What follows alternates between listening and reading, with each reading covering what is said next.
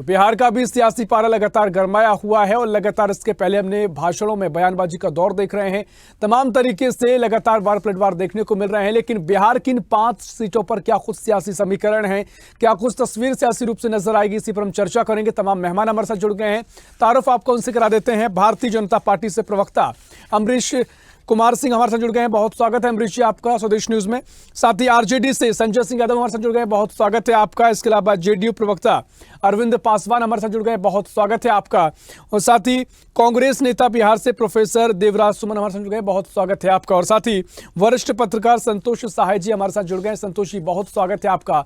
और संतोष जी, चर्चा की शुरुआत भी आप ही से करूंगा। जिस तरीके से आज 5 सीटों पर मतदान किया जा रहा है, सुबह से वोटिंग जारी है, काफी महत्वपूर्ण सीटें इसमें से 2। जिस तरीके से चिराग पासवान सामने है, लालू प्रसाद यादव की बेटी अभी इस बार चुनावी मैदान में है। क्या कुछ आप लड़ाई इन 5 सीटों पर देख रहे हैं और 40 सीटों पर क्या तस्वीरें आपको नजर आ रही है? इस बार भी 11 बजे तक 0.11% का मतदान हुआ है बिहार में इन 5 सीटों पे। सीतामढ़ी में मेरी बातचीत हुई, हमारे कुछ सहयोगी वहां हैं, वहां मेरी बातचीत हुई तो सीतामढ़ी से मुझे ये जानकारी मिल रही है कि वहां पे एनडीए से लोगों को नाराजगी है, भाजपा से नहीं है, जेडीयू से। सीतामढ़ी से ये मिल रही है। जहां तक और हाजीपुर का सवाल है तो वहां भी बहुत क्लोज कॉन्टेस्ट है। सारण के सीट में लालू जी अपनी प्रतिष्ठा बनाए हुए हैं, वहां भी क्लोज होने जा रहा है। इन 3 सीटों पे तो क्लोज मुकाबला दिख रहा है बिहार में। बिल्कुल, लेकिन जिस तरीके से चिराग पासवान सामने है का इस बार भावनात्मक समर्थन भी उनके साथ है, राजनीतिक कहे कि विरासत को लेकर भी वो चल रहे हैं, तो किस तरीके से लड़ाई यहाँ पे देख रहे हैं आप? ठीक है, हाजीपुर का सीट उनके परिवार का रहा है, लेकिन चिराग पासवान जी के लिए वो सीट इस बार बिल्कुल नया है। चिराग पासवान जी के लिए बिल्कुल नया है। वो लोग वहाँ रामविलास जी को पसंद करते थे। रामविलास जी के बाद रामविलास जी के छत्र छाया में ही पशुपति कुमार पारक वहाँ बने थे। तो क्या चिराग पासवान को वो फायदा पूरा मिलेगा? उनको वो तस्वीर उनकी नजर आएगी जिस तरीके से रामविलास पासवान का एक पूरा कहे कि यहाँ पर दबदबा था? जी संतोष जी, और सारण का जिक्र करें तो सारण में जो लालू प्रसाद यादव की बेटी भी सामने है, क्या कुछ उनकी तस्वीर आप देख रहे हैं? क्योंकि जिस तरीके से लालू प्रसाद यादव यहाँ पर काफी कहें कि जातियों को साधने की पूरी कोशिश भी उन्होंने की है और पार्टी की काफी रणनीति यहाँ पर देखने को मिली है, तो क्या कुछ यहाँ मुकाबला आप देख रहे हैं?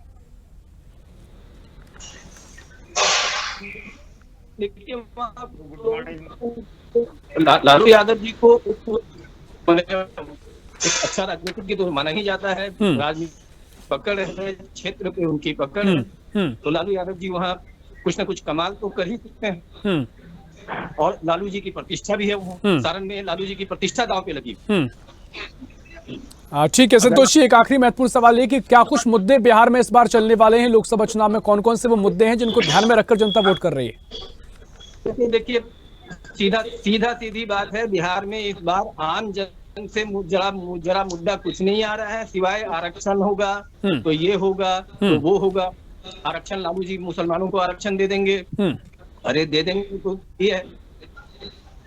आरक्षण और हिंदुत्व को मुद्दा नहीं होना चाहिए बिहार में आज तक। भाजपा तो कम से कम 2 टर्म बिहार में रही है ना। क्या मिला है केंद्र सरकार से बिहार को? आज तक अगर देख लिया जाए तो बिहार से केंद्र सरकार को कुछ नहीं मिला है, चाहे वो कांग्रेस का राज रहा हो, चाहे वो भाजपा का, मतलब अभी जो केंद्रीय सरकार है उसका हो। आम जन के, आम मतदाताओं का कोई मुद्दा इस बार चुनाव में कहीं नहीं।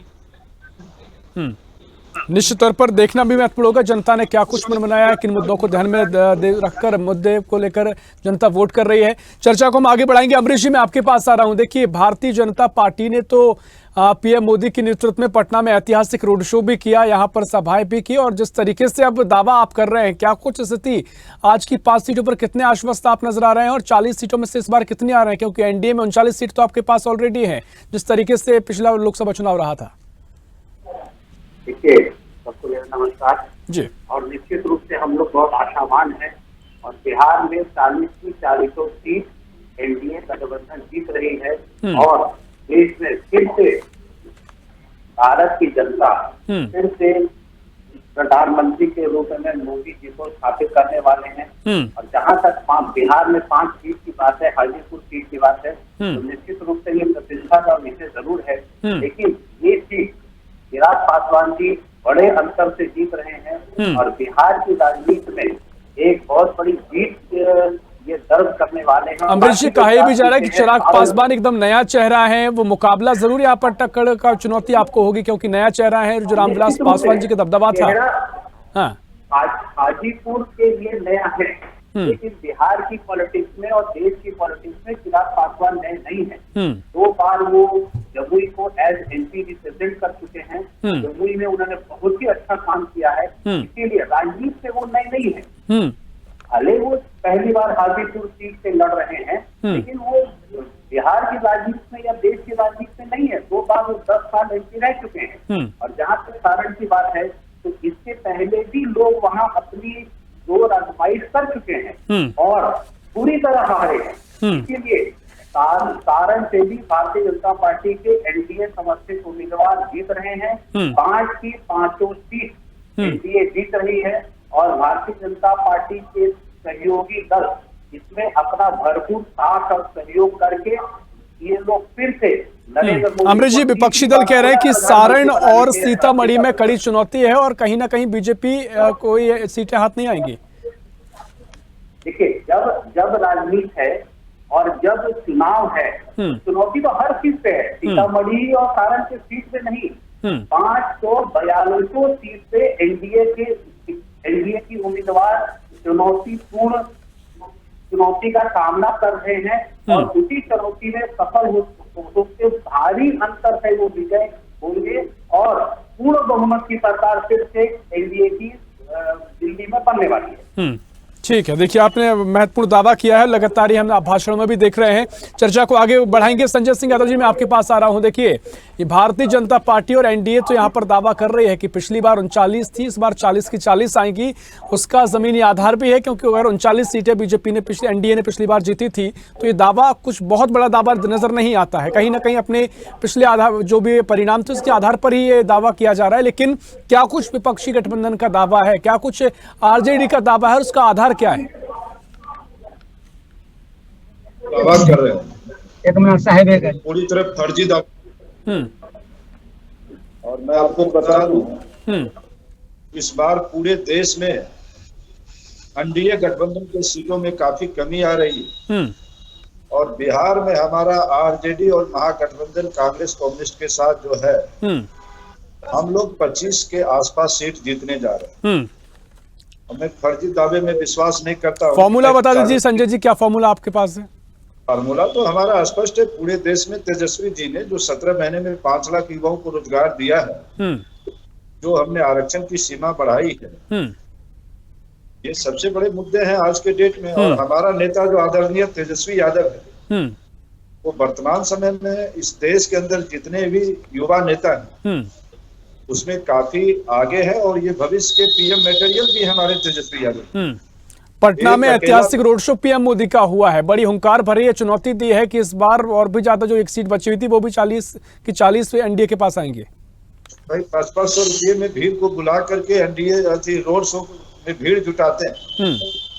और ये तो आप मीडिया के साथ भी पता कर लें कि एनडीए में जो भीड़ जाती है 500 रुपया के मजदूरी पर भीड़ जाती है, और हमारे तेजस्वी यादव और इंडिया महागठबंधन में जो भीड़ जाते हैं अपने पॉकेट से 500 रुपया खर्च करके जाते हैं भीड़। इस पर एक क्विक रिएक्शन अमरीश जी का ले लेते हैं, वो कुछ कहना चाह रहे हैं। अमरीश जी, जो भीड़ जाती है एनडीए की रैलियों में, बीजेपी की रैलियों में, वो पैसे देकर बुलाई जाती है।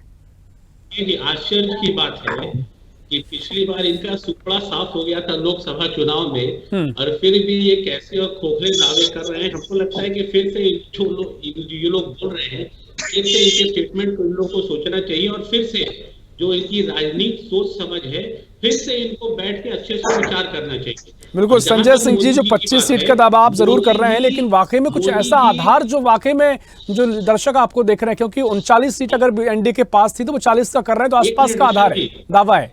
जहां तक हमारे साथी अमरीश जी को पता होना चाहिए, अगर 40 में 40 सीट नेता है हिंदुस्तान के ही नहीं पूरे देश, पूरे विश्व के सर्वमान्य नेता नरेंद्र मोदी जी हैं। और इनका स्टेटस इतना बड़ा है कि इनके अगल बगल में कोई नहीं है।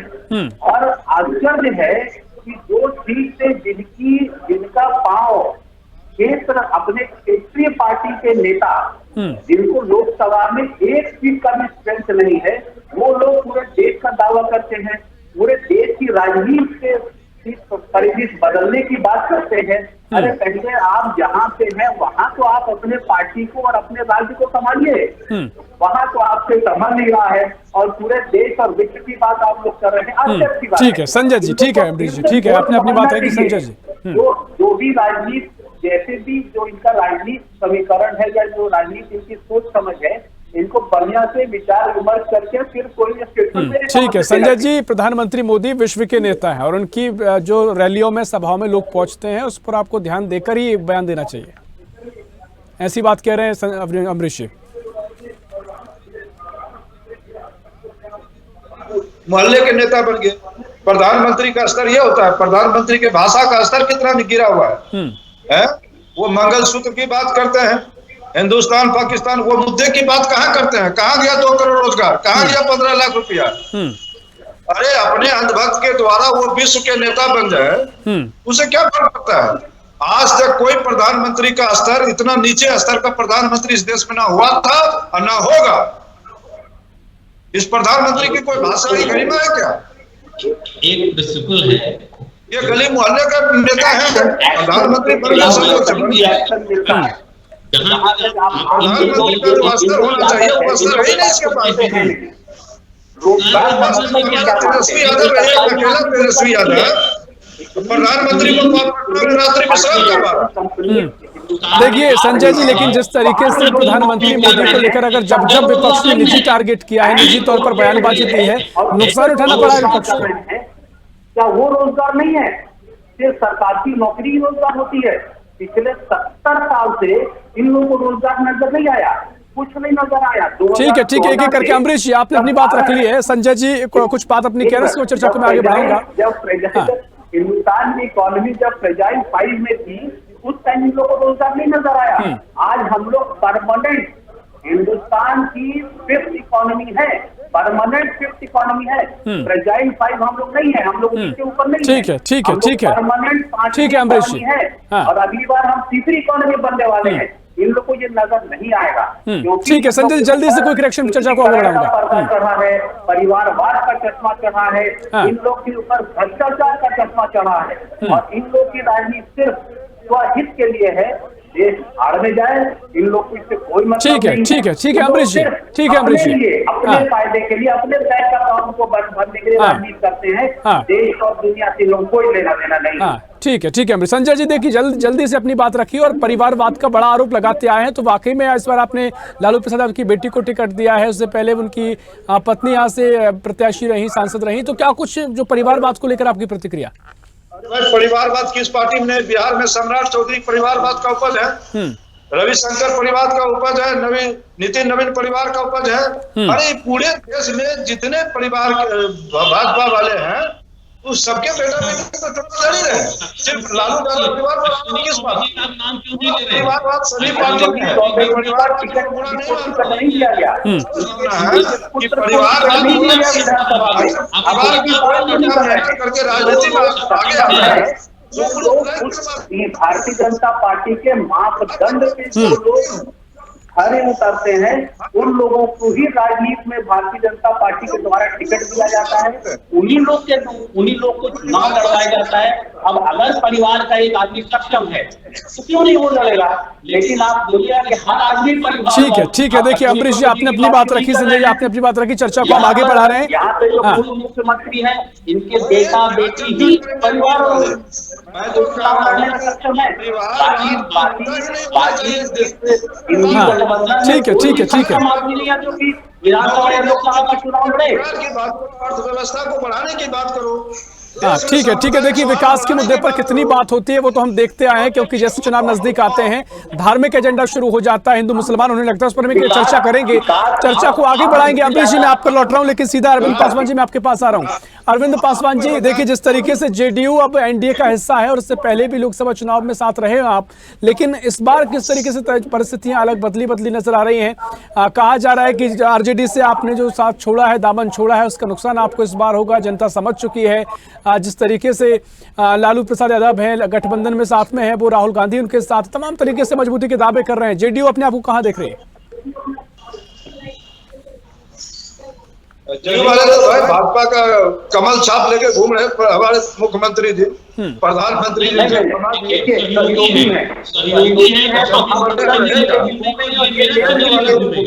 हम लोग एक दूसरे के सहयोगी हैं और सबसे पुराना गठबंधन भारतीय जनता पार्टी और जेडीयू का रहा है। शिवसेना का भी हम लोग से पुराना गठबंधन। ठीक है अरविंद जी, जेडीयू और भारतीय जनता अगर एक दूसरे के सहयोगी हैं तो चुनाव की लेके घूमने में हर्ज क्या है, इनको परेशानी क्या है? अरविंद जी, नीतीश कुमार कमल छाप हो गए, जून जुलाई तक है भाजपा कि अगर केंद्र में सरकार बन जाएगी तो बीजेपी वाले। अरविंद जी आवाज सुन पा रहे हैं आप मेरी? अरविंद पासवान जी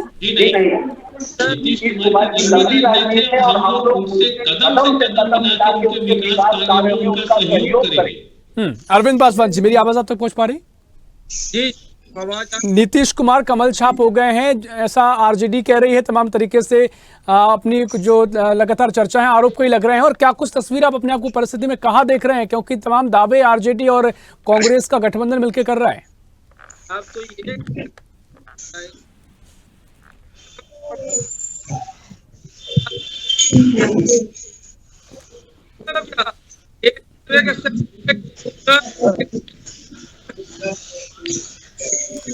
अरविंद जी आपकी आवाज प्रॉपर नहीं आ पा रही है, कोई तकनीकी खामी हो सकती है। ठीक है अरविंद जी मैं आप पर लौटूंगा, कोई तकनीकी खामी है, शायद आपकी आवाज ज्यादा प्रॉपर नहीं पहुंच पा रही है जी। अरविंद जी ठीक है मैं आप पर लौटूंगा। संतोष सहाय जी मैं आपके पास आ रहा हूं। देखिए जिस तरीके से तमाम तरीके से चर्चाएं हैं, लेकिन प्रधानमंत्री मोदी का जो छवि है क्या बिहार में उतनी चलती संतोष जी दिखाई देगी? और मुद्दों का जिक्र हो रहा है, जिस तरीके से संजय जी कह रहे हैं कि विकास के मुद्दों पर बात नहीं हो रही है, लगातार तमाम तरीके से तुष्टीकरण की राजनीति होती है, क्योंकि हम देख रहे हैं कि जैसे चुनाव नजदीक आ रहे हैं, चाहे वो मंगलसूत्र का मुद्दा हो या फिर तमाम तरीके से संपत्ति को लेकर जो विवाद थमने का नाम नहीं लिया, तो क्या कुछ आप देख रहे हैं मुद्दों की सियासत में, कहाँ कुछ बिहार में इस बार परिस्थितियां दिखाई दे रही हैं?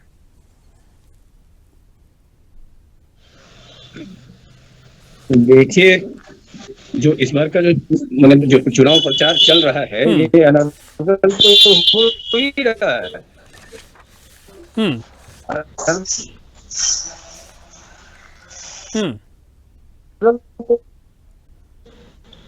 हो ही रहा है। मुद्दे की बात कोई नहीं कर रहा है, चाहे इंडी गठबंधन हो चाहे कोई हो। इंडी गठबंधन कहाँ मुद्दे की बात कर रहा है? इंडी गठबंधन अगर मान लीजिए कि बिहार के हैं तेजस्वी यादव जी और बिहार में तेजस्वी यादव जी बात मुद्दे की करते, आम मतदाताओं की करते ना। जी जब विधानसभा का चुनाव लड़े कांग्रेस की टिकट तो उस वक्त तेजस्वी और संजय आम समर्थकों को ये बताते हैं कि वो बिकाऊ है। मोदी के जनसभा में अगर चला गया तो वो 500 रुपया लेके गया, इनके जनसभा में आया तो अपने पॉकेट से खर्चा करके आया। तो ऐसे में तेजस्वी यादव जी क्या कर लेंगे जब उनके इस टाइप के लोग बयान देंगे? संजय जी आम मतदाताओं को यही बता रहे हैं ना, आम समर्थकों को यही बता रहे हैं ना कि वो 500 रुपया लेकर के भीड़ लगाता है। तो अब इस पर क्या कहा जाए? संजय जी जैसे लेकिन संतोष जी अगर आरजेडी और गठबंधन 25 सीटों का दावा कर रहा है, इस दावे को आप कैसे देखते हैं? अब देखिए दावा तो हर आदमी का अपना अपना होता है। जो किसी स्थान पे 13वें 14वें नंबर पे है, वो भी जिसको 1200-1300 वोट भी नहीं आएगा वो भी कहता है कि हम जीत रहे हैं। जीतने का दावा तो हर कोई करता है, 4 जून के बाद ही ये पता चलेगा ना कि क्या होगा क्या नहीं होगा। दावा तो हर लोग करता है। हाँ, साथ ही जो 40 सीटों का दावा अगर एनडीए गठबंधन का है, क्या आपको लगता है कि इस बार परिस्थितियां बदली हैं, वो 40 सीटें ला पाएंगे? जो 39 पिछली बार लाए थे, लेकिन इस बार के 40 आ पाएंगे या 39 बरकरार रह पाएंगी? देखिए पूरे मैंने पिछले 2019 के चुनाव में भी जो 5वें चरण के चुनाव में एनडीए ने बेजोर जीत हासिल की थी।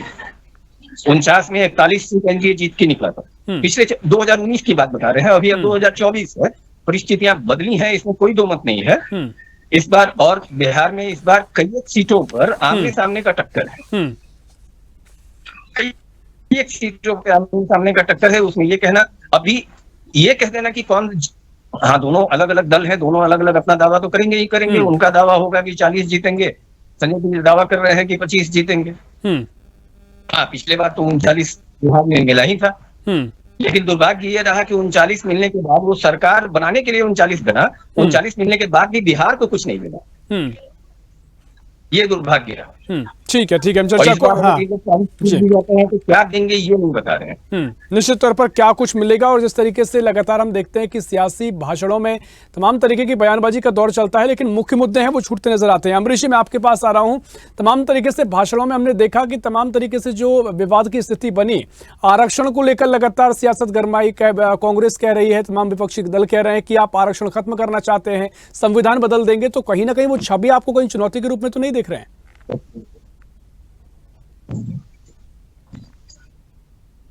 सत्ता में रहेगी तो आरक्षण किसी कीमत से समाप्त नहीं होगा। आदरणीय मोदी जी ने भी इसको बार बार अपने भाषणों में, चुनावी सभा में कहा है। माननीय गृह मंत्री जी ने भी कहा है कि आरक्षण समाप्त नहीं किया जाएगा, बल्कि आरक्षण को जिस स्थिति है उस लागू रखा जाएगा, लेकिन ये सुनिश्चित निश्चित रूप से किया जाएगा जिन लोगों को आरक्षण मिलना चाहिए उन लोगों को आरक्षण मिल रहा है कि नहीं, ये देखना सरकार को जरूरी है। और जहां तक संविधान की बात है, संविधान क्यों बदलेगा? और तो जो विपक्षी दल हैं, बिल्कुल अमरीश जी, वो कहते हैं कि जातिगत सर्वेक्षण करवाएंगे, इसमें आपको क्या आपत्ति? क्यों आपको ऐसा लगता है कि इससे वोट बैंक खिसक जाएगा? हम लोग को देखिए, हम लोग को किसी चीज में आपत्ति नहीं है, बशर्ते वो हिंदुस्तान के टुकड़े ना करें। वो उन लोगों की मंशा यही है कि हिंदुस्तान के टुकड़े करें, जैसे अंग्रेज कर के लिए डिवाइड एंड रूल वाली पॉलिसी है, वह हित के लिए हमने बार बार इसको कहा है कि अपनी राजनीति रोटी को सेकने के लिए ये लोग किसी भी स्तर पे जा सकते हैं, जाति की राजनीति कर सकते हैं। बोलते भले हैं कि जाति की राजनीति नहीं करते हैं, लेकिन जातिगत जनगणना करवाएंगे। आज इन लोग की मंशा यही है कि समाज को तोड़ के रखो जिससे हमको फायदा हो, जबकि भारतीय जनता पार्टी, एनडीए, जदयू जितने भी संजय सिंह जी, बांटो और राज करो की रणनीति आप अपनाते हैं, जो विपक्षी दल आप हैं, और जिस तरीके से वो जिक्र भी हो रहा है लगातार कि लालू प्रसाद यादव ने जो बयान दिया था कि मुसलमानों को ही पूरी संपत्ति दे दी जाएगी, ऐसे आरोप बीजेपी लगा रही है।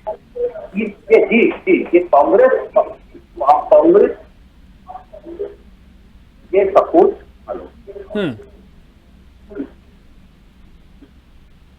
ऑडियो उनका जी संजय जी नहीं करते हैं। अरे उसके बाद कुछ ऐसे बयान आते हैं, ये तो एनडीए वाले जो है ना, ये तो हमेशा जो है ना गणेश भगवान को भी दूध पिलाते रहते हैं। इन लोगों का काम है फर्जी तरीके से प्रसार करना। लालू जी ऐसी बात क्यों करेंगे? और रहा इंडिया महागठबंधन की बात, तो ये लोग कहते हैं देश को बांटने की। अरे इस देश की ताकत को जो कांग्रेस के नेतृत्व में बना के रखा था, और पाकिस्तान का बंटवारा किसने किया? कांग्रेस के सरकार में न हुआ भाई। बांग्लादेश का निर्माण किसने करवाया?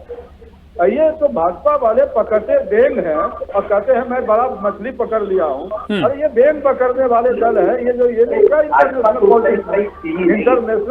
अंतर्राष्ट्रीय राजनीति में जो कांग्रेस के नेतृत्व में हो गया, जो इंडिया महागठबंधन का नेतृत्व में हो गया, मुस्लिम का फॉर्मेशन उसी टाइम हुआ। कोई बांग्लादेश क्या किसी देश को जाति के आधार पे पाकिस्तान धर्म के आधार पे बांटा गया। पाकिस्तान किसने करवाया? कांग्रेस के नेतृत्व में रिपब्लिक हिंदुस्तान को बोलते हैं। तो संजय सिंह जी, जिस तरीके से तमाम आरोप लगते आए हैं, आप कांग्रेस का विरोध करते आए थे, गठबंधन में उनका हिस्सा है, तो जिस तरीके से कहीं ना कहीं वही स्थिति बनती है ना, उसी को लेकर बीजेपी आरोप लगाती है। एकदम वही स्थिति है। आपको इन लोगों की राजनीति है। इन लोगों ने आरक्षण, आप देखिए आंध्र प्रदेश, बांग्लादेश का कर्नाटका में ये लोग क्या कर रहे हैं आज तक? पैटर्न है ये बोलने की आपके पास अगर 100 रुपया है और दूसरे धर्म वालों के पास अगर 10 रुपया है, और आपके अगर एक हिस्सेदार हैं तो वो 100 रुपया 110 ठीक है, एक एक करके हम आते हैं, एक एक करके आते हैं। अमरीश जी आप बोलिए, फिर मैं आते हैं आपके पास। ये क्या तमाशा है? 2 करोड़ मतलब ये नौकरी दे पाइए। देश को तोड़ने की बात है। हम लोग हमेशा से सनातन की बात करते हैं, हम लोग हमेशा से धर्म से ऊपर की बात करते हैं, विकास की बात करते हैं, का नागरिक उन लोगों को लाभ पहुंचाने की बात करते हैं जिन लोग चाहे हिंदू धर्म हो, मुस्लिम धर्म हो, सालों में ईसाई धर्म हो, देश का लाभ नहीं मिला, इतना मजबूत है इनका वोट भी नहीं हुआ कि वो लोग हिंदुस्तान के नागरिक हैं, हिंदुस्तान के रहने वाले हैं। हम लोग कोशिश ये करते हैं कम से कम ये राष्ट्र भावना का बोध उन लोग को तो हो। हम लोग हमेशा से लगातार 2000 भावना की बात करते हैं। अरे RSS इसका परिणाम है आज हम लोग तीसरी बार पूर्ण बहुमत से सरकार बनाने वाले हैं। देखिए, वो ये भी कहते हैं कि जिस तरीके से आप तमाम तरीके से राष्ट्रवाद की बातें जरूर कर रहे हैं, लेकिन यही राष्ट्रवाद के नाम पे आप चाहते हैं कि देश में एक निशान, एक संविधान, एक जो आप बातें कहते हैं वो आप कहते हैं तानाशाही की ओर आप ले जा रहे हैं। एक संविधान बिल्कुल होना चाहिए, लेकिन आप तमाम तरीके से हर चीज को आप बिल्कुल एकता के ऊपर ले जाइए, एक ही निशान के ऊपर ले जाइए, जिससे कि लोगों में विविधता ना रहे। इस तमाम आरोप लगाते रहे कि आप यूनिटी और विविधता को खत्म करना चाहते हैं। नहीं, हम लोग यूनिटी और इंटीग्रिटी को बढ़ाना चाहते हैं। हम लोग लगातार कोशिश कर रहे हैं कि यूनिटी और इंटीग्रिटी बढ़े और नेशनलिज्म का जो भाव है वो हिंदुस्तान में रहने वाले नागरिकों में पैदा हो। अभी लोग क्या करते थे, छोटा सा एग्जाम्पल आपको दे रहे हैं। 15-20 साल पहले लोग जिस ट्रेन की सीट पे बैठते थे उसको वो लोग फाड़ के चले जाते थे। हम लोगों ने ये धीरे धीरे डेवलप किया कि नहीं भाई, आप लोग जिस ट्रेन की सीट पे आज बैठे हैं, फाड़ते जा रहे हैं, कल हो सकता है आपको उसी ट्रेन की सीट पे बैठना पड़े। तो ये जो भावना है डेवलप हुई। और आज अगर कोई नुकसान पब्लिक प्रॉपर्टी या गवर्नमेंट की प्रॉपर्टी है, ये सब तो हमारी पब्लिक प्रॉपर्टी है। अगर कोई भी इंसान या कोई भी हिंदुस्तान का नागरिक किसी भी पब्लिक प्रॉपर्टी को नुकसान पहुंचाता है तो वहां 4 आदमी उसको बोलने वाले हो जाते हैं कि नहीं, इसको नुकसान मत करो। इसके पहले ऐसी परिस्थिति नहीं थी। लोग पब्लिक प्रॉपर्टी का मतलब समझते थे, उसको उखाड़ के अपने घर पे ले जाओ, नुकसान कर दो, हमको क्या मतलब है। लेकिन धीरे धीरे राष्ट्र की भावना डेवलप कर रही है और एनडीए की यही मंशा है कि अगर हिंदुस्तान का नागरिक है तो उसको राष्ट्र के प्रति समर्पण होना चाहिए, राष्ट्र की डेवलपमेंट पे उसकी हिस्सेदारी होनी चाहिए। ठीक है। चर्चा को आगे बढ़ाएंगे। देखिए संजय जी, यही बात बीजेपी का कहना है। अमरीश जी कह रहे हैं कि राष्ट्रवाद को लेकर राष्ट्र के प्रति जो भावना उन्होंने जागृत की है वो कामयाब हुए हैं उसको जागृत करने में। लोगों ने समझा है उनके मुद्दों को और उनको भरोसा भी किया है। और 400 पार अगर आते हैं तो पीओके भी भारत का हिस्सा होगा, ऐसी तरीके से बयानबाजी भी देखने को मिली है। अरे ये कुछ नहीं कर पाएंगे। इसका राष्ट्रवाद जो है ना, वोट का राष्ट्रवाद है। ये कौन सा राष्ट्रवाद है? राष्ट्रवाद तो हिंदुस्तान की हर एक जनता के जेहर में है। ये आरएसएस के मुख्यालय में भारतीय तिरंगा नहीं फहराते थे कल तक। जब काफी विवाद बढ़ा तो ये भारतीय तिरंगा फहराना शुरू किए। आरएसएस वाले हाफ पैंट पहन करके बूढ़ा लोग घूमते थे और बिहार की राबड़ी देवी ने एक ऐसा बयान दिया कि उसको फुल पैंट पे ला दिया। तो ये लोग को क्या बात करेंगे राष्ट्रवाद का? मैंने कहा ना कि कांग्रेस के नेतृत्व में भी पाकिस्तान का बंटवारा हुआ, बांग्लादेश का निर्माण किसने करवाया? इंदिरा गांधी ने करवाया। इसने कौन सा ऐसा देश बनवा दिया? ये पीओके की बात करते हैं। अरे ये सेंटीमेंट उभार करके बहुत दिन तक इस देश में राजनीति नहीं की जा सकती है। आप नौकरी की बात कीजिए ना। लेकिन जब परिणाम आते हैं, चाहे लोकसभा चुनाव हो, तमाम तरीके से जो विधानसभा चुनाव में स्थिति हम देख रहे हैं, क्यों आपके हक में परिणाम नहीं आ पा रहे हैं? मैंने पहले भी कहा कि इस देश का जो जनता है, इस देश का जो लोकतंत्र इतना मजबूत है। कल तक हमारी सरकारें थी, 10 साल हमारी यूपीए की सरकारें थी, अब 10 साल इसकी सरकारें हैं और ये देश का जनता प्रभुत्व है। यही राष्ट्रवाद है, इससे हम लोग को गर्व होना चाहिए। लेकिन ये कैसी राजनीति है, बदलते रहना ही चाहिए और बदलना भी चाहिए। भाव है इन लोगों से सरकार भैया, आप पर उठे कल ये इन आपको एक बात क्या याद आना है, कांग्रेस पार्टी ने एनडीए सरकार में जानकारी है तो अपने को पंजाब टेररिज्म को पैदा किया था और ठीक है, समय हमारे पास कम है। अरविंद जी मैं आपके पास आवाज सुन पा रहे हैं? तो ये जो है ऐसी बात। अरविंद पासवान जी आवाज सुन पा रहे हैं? अरविंद पासवान जी से संपर्क हो पा रहे, आवाज सुन पा रहे अरविंद जी? चलिए ठीक है, चर्चा को हम आगे बढ़ाएंगे। और देखिए संतोष जी, मैं आपके पास आ रहा हूं। जिस तरीके से तमाम तरीके से मुद्दे हम लगातार देख रहे हैं, राष्ट्रवाद का मुद्दा भी है, क्योंकि बीजेपी राष्ट्रवाद हो, हिंदुत्व हो, इन मुद्दों पर लगातार आगे बढ़ती नजर आती है। लेकिन अगर बिहार का जिक्र होता है तो बिहार में क्या कुछ फिलहाल आप वो तस्वीर देख रहे हैं? क्या राष्ट्रवाद का मुद्दा, सनातन का मुद्दा, हिंदुत्व का मुद्दा, क्या वो असर इस बार भी करेंगे? क्या इस बार पीएम मोदी की वो छवि का फायदा बीजेपी और एनडीए को उतना मिलेगा जिसके साथ जेडीयू है? या फिर आरजेडी जो बात कह रही है, संजय जो बात कह रहे हैं कि विकास के ऊपर बात नहीं हो रही है, शिक्षा, महंगाई पर, बेरोजगारी पर उतनी बात नहीं हो रही है, क्या ये मुद्दे उठाने में विपक्ष इतना कामयाब हुआ है कि उससे कुछ इसका असर या प्रभाव देखने को मिल सकता है? जी, इसका प्रभाव है। बिहार में जो चुनाव हो रहा है वो मोदी फैक्टर पे ही हो रहा है। अभी तक जितना भी जगह चुनाव हुआ है सारे जगह मोदी का फैक्टर है। मैंने आपको बताया ही, अभी थोड़ा देर पहले बताया कि मैंने सीतामढ़ी के अपने एक साथी से बात की थी। उन्होंने बताया कि देवेश चंद्र ठाकुर से लोगों को नाराजगी नहीं, भाजपा से भी लोगों को नाराजगी नहीं है, नाराजगी जदयू से है। तो ये जदयू से जो नाराजगी है ये बहुत जगहों पर है, कई एक जगहों पे जदयू से नाराजगी है आम मतदाताओं की। लेकिन उनका ये भी कहना है कि केंद्र में हमारी सरकार बने, इसके लिए मोदी फैक्टर काम कर रहा है। और मोदी फैक्टर काम कर रहा है। 39 अगर नहीं भी होता है तो 35-36 से नीचे नहीं जाएंगे ये लोग।